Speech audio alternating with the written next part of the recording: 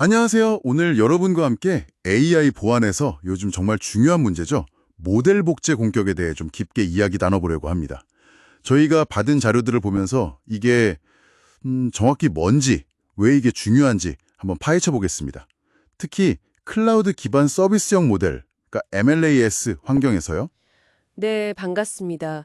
그 모델 복제 공격이라는 게 뭐랄까, 공격자가 모델 내부에 직접 들어가는 게 아니에요. 그냥 공개된 API에다가 계속 질문을 던지는 거죠. 쿼리를 보내서.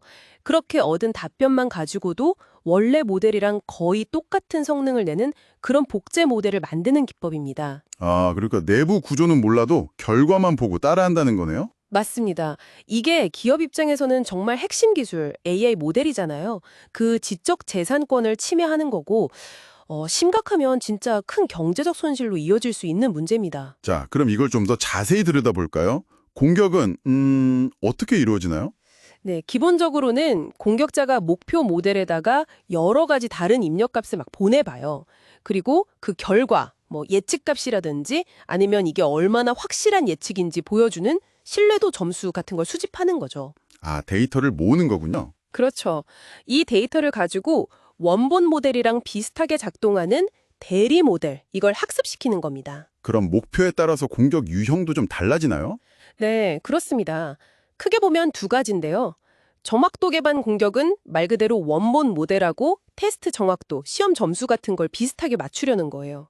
실제로 예전에 아마존 상용 모델을 한 650번 정도 쿼리해서 94% 정확도로 복제하는 데 성공한 사례도 있었죠. 650번이요? 생각보다 적은 횟수네요. 네, 불과 70초 만에 가능했다고 하니까요.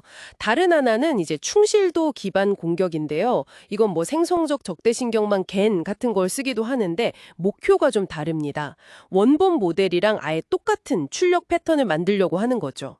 뭐랄까, 판박이처럼요. 아, 단순히 점수만 비슷한 게 아니라 반응하는 방식 자체를 똑같이 만들려는 거군요. 정확합니다. 그러면 어떤 환경에서 이런 공격이 더 쉬워지는 걸까요? 그 API 접근에 제한이 없거나 그러면 당연히 취약할 것 같긴 한데. 네, 맞아요.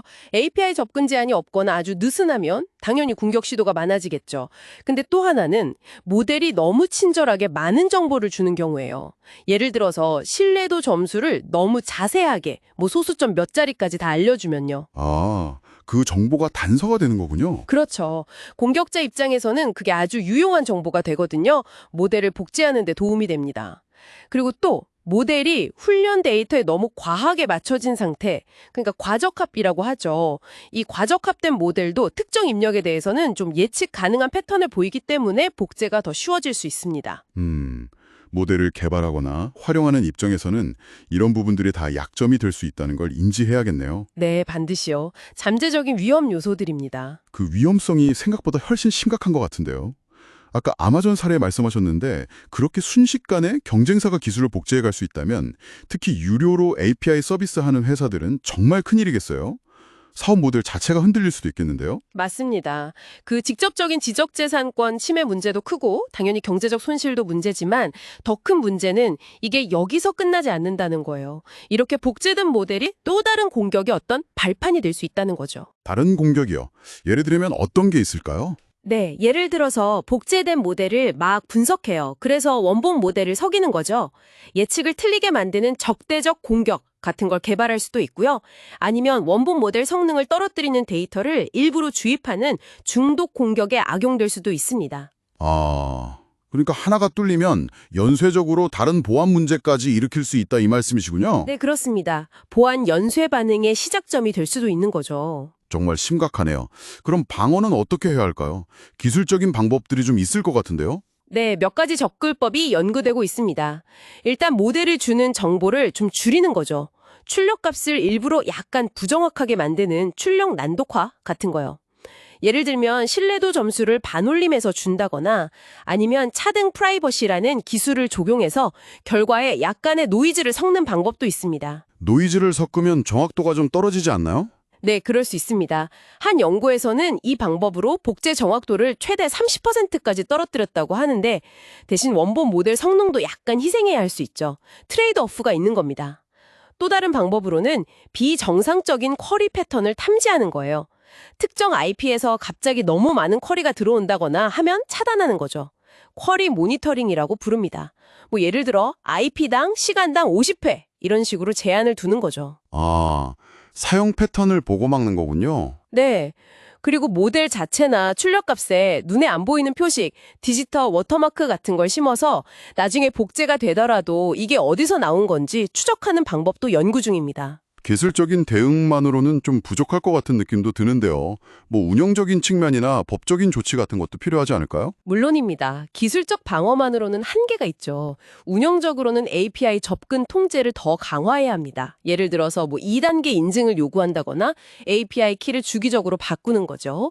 그리고 모델 자체에 대한 특허나 저작권을 미리 확보해두는 것도 법적인 보호장치가 될 수 있고요. 로그 분석 같은 것도 중요하겠네요. 네, 아주 중요합니다. 쿼리 로그를 정기적으로 감사해서 의심스러운 활동이 없는지 계속 모니터링하는 그런 운영상의 노력도 꼭 필요합니다. 이 모든 게 다 같이 가야 돼요. 기술, 운영, 법. 결국 이 모델 복제 공격이라는 게 AI 시대에 정말 피할 수 없는 중요한 보안 과제고, 이걸 막으려면 기술적인 것뿐만 아니라 운영적, 법적인 것까지 다 포함하는 이런 다층적인 방어 전략이 필수적이다. 이런 말씀이시네요. 네, 정확히 그렇습니다. 앞으로는 또 텍스트만 다루는 게 아니라 이미지나 소리까지 같이 다루는 멀티모델 모델들이 점점 더 많아질 거잖아요.